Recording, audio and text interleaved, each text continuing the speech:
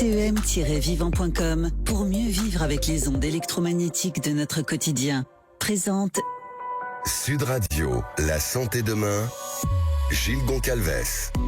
Bonjour et bienvenue sur Sud Radio dans l'émission La Santé Demain, une émission qui donne la parole aux acteurs de la santé, de la médecine en général et de la santé au naturel en particulier. Aujourd'hui, nous allons parler d'électrosmog et pour cela, j'ai le plaisir d'accueillir le docteur Marc-François Paya. Bonjour docteur. Bonjour Gilles. Alors, vous êtes médecin diplômé en acupuncture, homéopathie, ostéopathie et auriculomédecine, titulaire de la capacité nationale d'évaluation et traitement de la douleur, master en évaluation du dommage corporel et des invalidités au travail, master en médecine environnementale.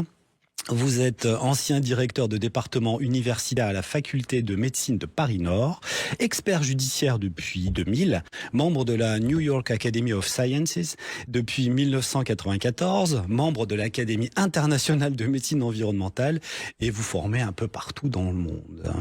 Cher docteur, est-ce que j'ai bien synthétisé votre CV ? Voilà, donc la curiosité qui veut comprendre. Absolument. Donc, qu'est-ce qui vous a emmené à l'électrosmog ? Et le thème de cette émission étant l'électrosmog, est-ce que vous pouvez nous le définir, s'il vous plaît ?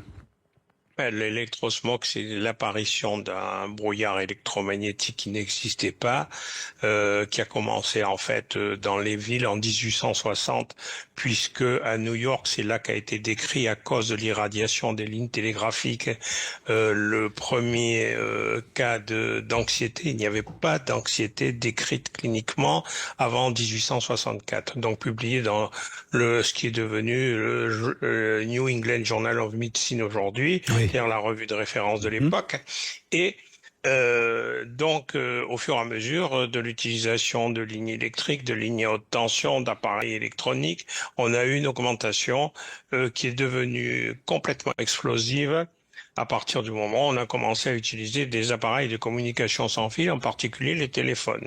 Et j'ai vu qu'effectivement la grippe influenza apparue aux alentours de 1889, en tout cas beaucoup plus documentée à partir de cette époque-là, était également en lien au moment où le courant alternatif est apparu dans les villes. Oui, absolument. Absolument. Et aujourd'hui, grâce à d'éminents chercheurs qui ont secoué le monde scientifique comme le professeur Pal, on a les explications de base qui expliquent pourquoi.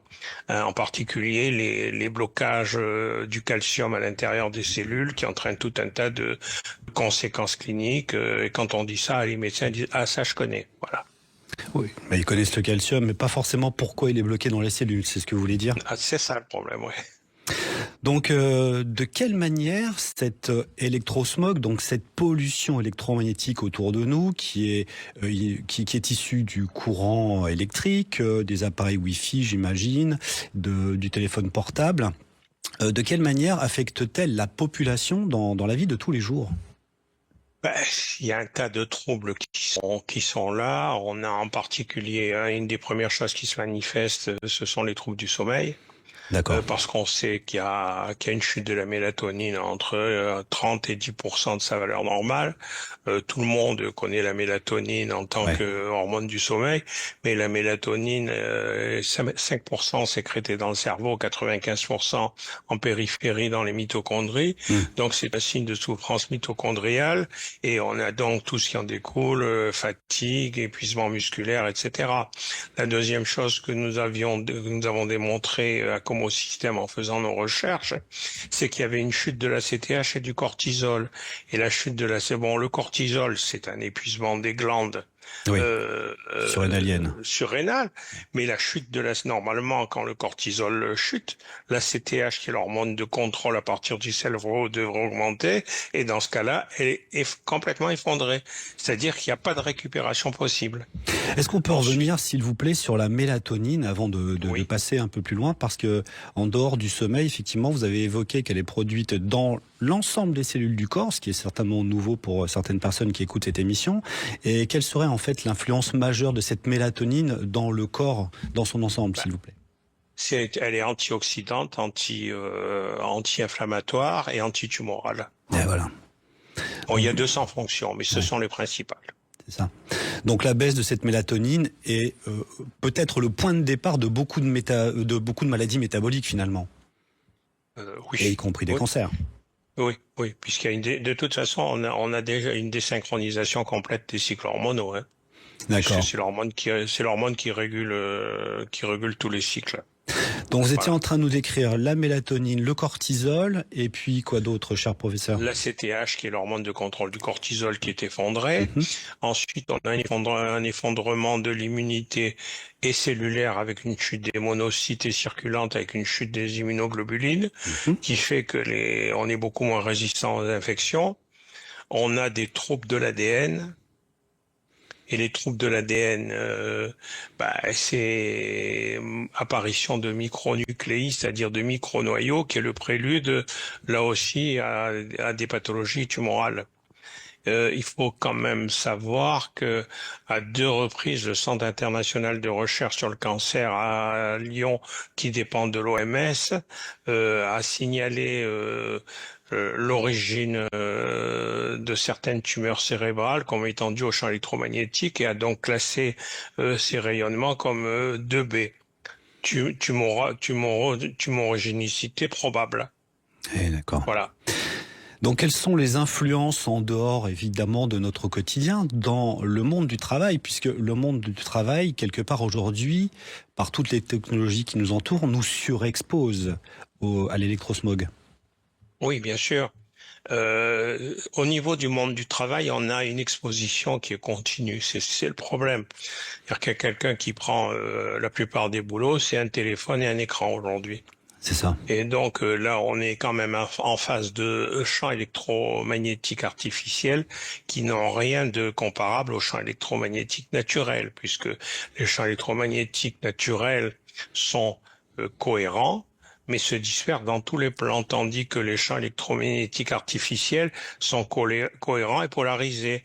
Et vous avez des grands chercheurs comme Carlo Panagopoulos, Pal, qui ont tous insisté là-dessus. C'est la nature même de ces champs qui crée leur agressivité.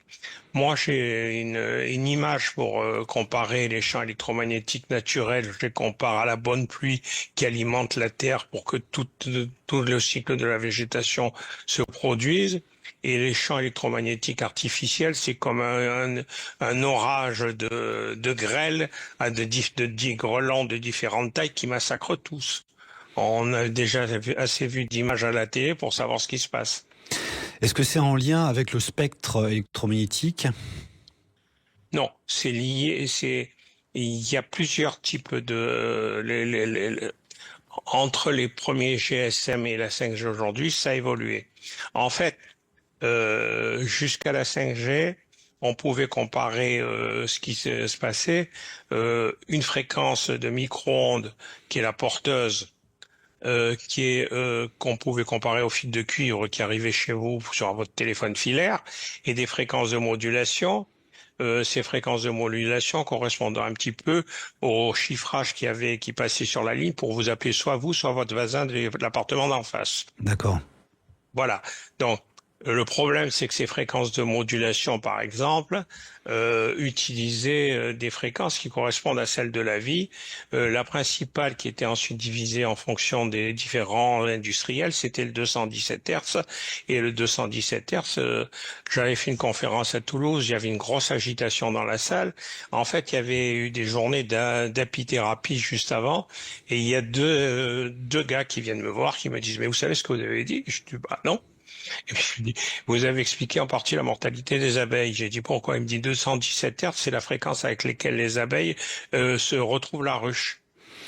Merci pour ces explications, docteur Paya. Pour l'instant, je vous propose de retrouver la chronique du docteur Jean-Christophe Charrier, expert en phytothérapie clinique. Docteur Jean-Christophe Charrier, bonjour.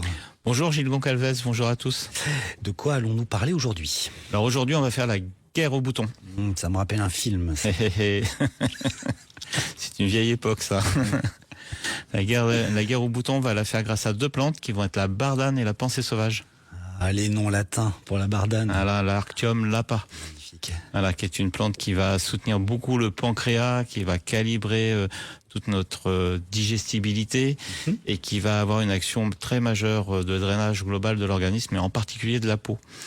Voilà. Et c'est une plante qui va avoir des activités antibactériennes, donc qui va nous aider à lutter contre tous ces boutons pas très reluisants qu'on a avec cette acné inflammatoire, avec les gros boutons blancs.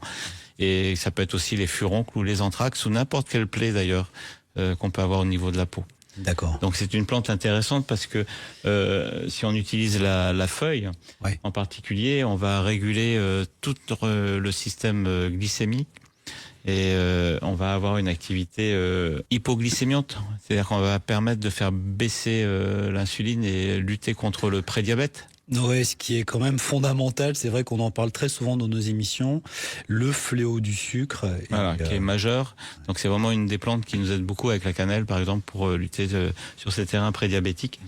Et puis, elle a son activité globalement antibactérienne qui s'est amoindrie du fait des antibiorésistances. Ouais.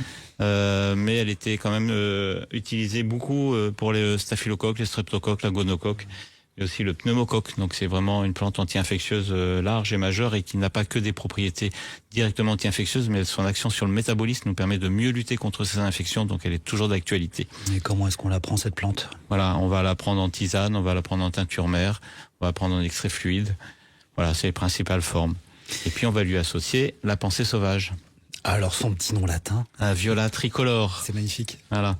Donc c'est une sauvageonne qui vient nous aider et qui va non pas agir sur nos pensées mais sur notre peau aussi. C'est une plante qui est puissamment anti-allergique, anti-histaminique, de drainage cutané et qui fait donc un très très bon couple avec la bardane pour amplifier l'effet sur la peau. Donc on a une plante avec la bardane qui va être vraiment une plante de terrain et avec la pensée sauvage, une plante plutôt symptomatique, anti-histamique, anti-allergique et de drainage cutané qui vient renforcer l'action de cette bardane.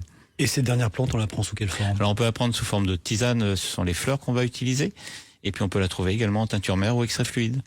Magnifique, merci docteur Jean-Christophe Charrier. On vous retrouve évidemment tous les dimanches sur Sud Radio et sur votre site institut-endobiogénie.fr. Merci à vous. CEM-vivant.com pour mieux vivre avec les ondes électromagnétiques de notre quotidien. Présente Sud Radio, la santé demain, Gilles Goncalves. De retour avec le docteur Paya qui nous expliquait l'électrosmog, donc toutes ces pollutions électromagnétiques autour de nous qui influencent notre santé. Nous en étions au monde du travail. Voilà. Le monde du travail aujourd'hui, c'est l'exposition en permanence pour beaucoup de travailleurs à un écran de smartphone et un écran de PC. Et donc à partir de là, on a une irradiation permanente pendant le temps de travail qui entraîne tout un tas d'effets.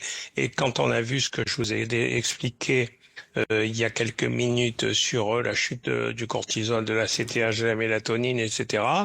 On intègre ça dans le domaine du burn-out, qui aujourd'hui c'est 2,5 millions de travailleurs arrêtés, dont 15%, c'est-à-dire 325 000, ne pourront pas reprendre le travail, jamais. Donc c'est quelque chose de très lourd. Dans ces mécanismes, pour qu'on comprenne bien, c'est-à-dire que cet électrosmog, à travers les fréquences artificielles, interfère sur nos cellules, sur nos neurones. Oui. C'est ce qui est intéressant de comprendre. Sur toutes nos cellules et bloque le calcium à l'intérieur des cellules, ce qui entraîne tout un tas de pathologies. Hypertension, problèmes cardiovasculaires, problèmes de mémoire, problèmes de cancer. Donc c'est amplement documenté aujourd'hui. Et on a une exposition alors qu'il peut y avoir une protection justement contre ça. Voilà. Donc il y a une directive européenne qui date des années 90, c'est la directive 90-270 qui a été transposée, mais elle tient pas compte elle tient compte de l'ergonomie, du type d'écran, de la protection de l'écran, mais on ne tient pas compte de l'exposition en permanence, considérant que l'exposition n'est pas nocive parce qu'il n'y a pas d'effet thermique. Or, ce sont pas les effets thermiques qui comptent, ce sont toutes les autres interférences de ces fréquences avec les fréquences qui sont notre mode de fonctionnement interne, qui crée une cohérence de l'organisme, et c'est ce qui est détruit. D'accord, donc le monde du travail, on l'a évoqué, on voit qu'effectivement tous les appareils qui sont autour de nous interfèrent sur notre système électrique.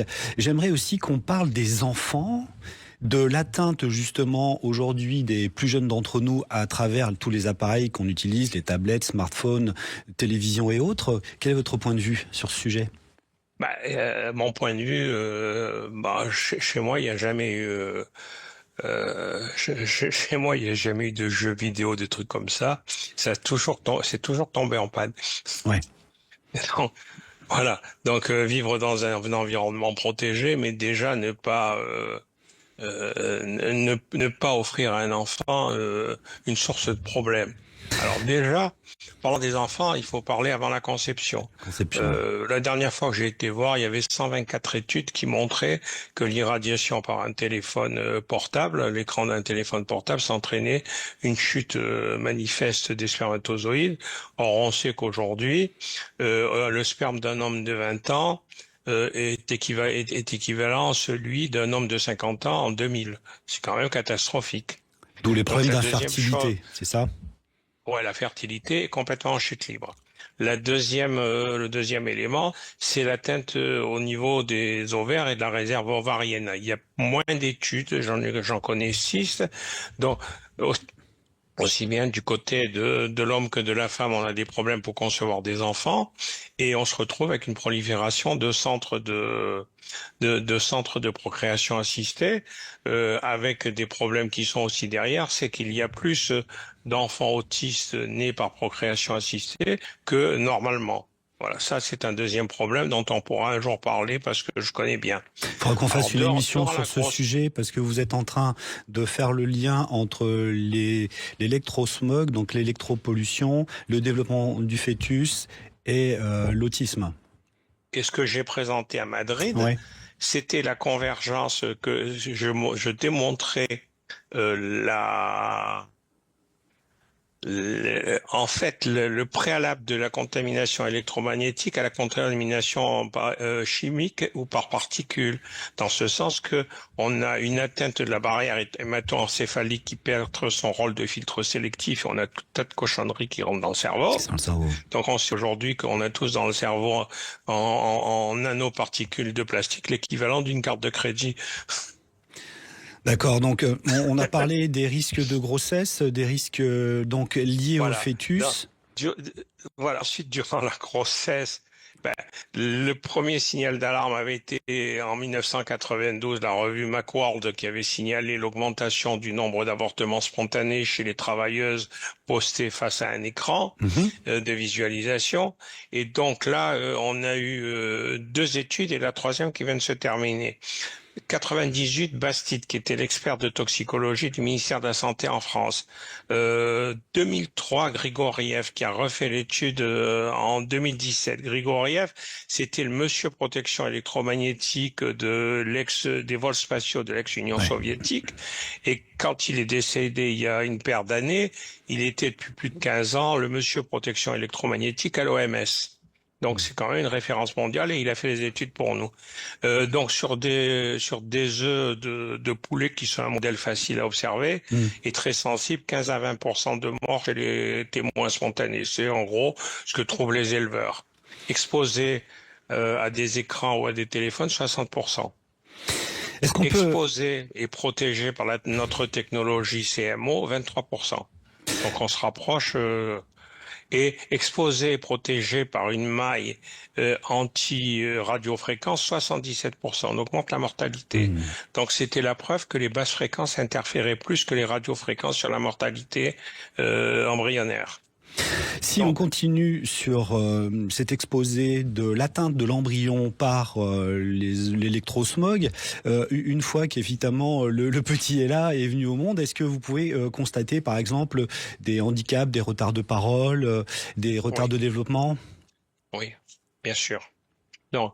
Alors après la naissance, l'exposition précoce, il y a un syndrome qui a été appelé par le CNRS, donc référence française, le syndrome d'exposition précoce et excessive aux écrans. Donc moi j'ai eu le petit-fils d'un de mes meilleurs amis en Espagne que j'ai pris en charge. Donc la mère a été enceinte, grossesse à risque, 3e gosse. Elle a passé sa grossesse avec un iPad sur le ventre. Et le gamin, son père n'avait de cesse, quand il arrivait, de lui filer son téléphone comme une récompense. Conclusion, retard de parole et de développement, troubles de coordination, troubles de mémorisation à moyen et à long terme. C'est-à-dire que ce gamin qui avait l'âge de ma petite fille, avant que je commence à m'en occuper, mes petites filles, on leur donnait des puzzles, ça, à 2 ans et demi, c'était fait. Là, je lui ai donné un puzzle de 2 ans, il alignait les pièces comme des wagons, les unes derrière les autres. Donc, aujourd'hui, ça va, il était scolarisé normalement. Donc, ce qu'on a trouvé aussi, c'est le professeur Mike Nigel de l'université de Sunshine Coast en Australie. Et ça, c'est quand même affolant. Des lésions de la substance blanche cérébrale en IRM chez des enfants d'âge préscolaire 3 à 5 ans après seulement 2 heures d'exposition quotidienne aux écrans. C'est dingue. Les lésions de la substance blanche, ça, c'est les troubles de la communication. C'est le câblage du cerveau. Bien sûr. Donc, c'est ce qu'on trouve chez toutes les maladies neurodégénératives, sclérose en plaques, Alzheimer, etc. Donc, on trouve ça dans le vieillissement cérébral. Donc, je pense que les enfants ont assez de ressources en cellules souches pour réparer ça. Mais c'est quand même affolant d'aller gaspiller pour une pollution, ce qui nous permet de vivre longtemps. Absolument. Si on revient sur le cas des mamans qui, pour s'occuper, regardent leur iPad et l'ont sur le ventre, en définitive, est-ce que la proximité de l'appareil joue? Est-ce que le fait qu'il y ait un contact est pire que s'il est posé à 50 cm, 1 mètre? Oui, bien sûr, puisque l'irradiation est plus forte. Mais donc là aussi, il faut bien voir que chez une maman qui est enceinte, on a un volume d'eau qui est le liquide amniotique autour de l'enfant et qui lui transmet tout. Je voulais vous amener vers ça d'ailleurs. Même à une certaine distance, c'est dangereux. Est-ce que vous pouvez nous expliquer le rapport entre l'eau et les fréquences électromagnétiques? C'est-à-dire que déjà un des problèmes avec lequel on s'est trouvé confronté et qui est difficile à comprendre, c'est pourquoi on a choisi la fréquence du micro-ondes qui sert à chauffer les éléments comme porteuse ou un harmonique. C'est déjà pourquoi. Donc aujourd'hui on est sur des fréquences qui sont au double ou au triple, mais on est sur des harmoniques de ce 2,45 GHz. Voilà. Donc ça c'est un problème. La deuxième chose, ensuite, ce qu'on a trouvé aussi, c'est que en autisme, au 9e congrès de médecine internationale, médecine environnementale, il y a 9 ans où j'étais aussi, où j'ai expliqué un des possibles mécanismes de l'électro-hypersensibilité. Il y a une pédiatre de Barcelone qui est spécialisée dans la prise en charge des enfants autistes qui nous a montré une courbe où en fait la courbe de développement de l'autiste suivait la courbe de développement des antennes de téléphonie. C'est dingue ça. Et quelles seraient les mesures de protection? Je voudrais juste rajouter un élément. Le professeur Martin Pal, la référence mondiale, dans une publication très structurée de 2024, explique que comment les altérations subies durant la grossesse, on est toujours dans le même problème. Ce qui se passe pendant la grossesse va avoir des répercussions sur toute la vie de l'enfant. Donc, favoriser l'autisme, parce qu'en fait, ce blocage du cœur à l'intérieur des neurones empêche les connexions de se faire. Il y a un câblage du cerveau qui se fait différemment. Et pour finir, cher professeur, j'aimerais qu'on évoque les solutions possibles. Pas rester sur une note négative. Moi, j'ai rejoint Como System, qui à l'époque s'appelait Technolab, en 1992, quand j'ai trouvé la solution à mon problème d'électro-hypersensibilité qui s'est arrêté à ce moment-là. C'est-à-dire qu'en fait, avec l'achat de mon premier ordinateur 286 IBM, je plantais l'ordinateur. C'est une particularité des gens qui sont des hypersensibles. Ils se sentent agressés par l'électronique et ils agressent l'électronique.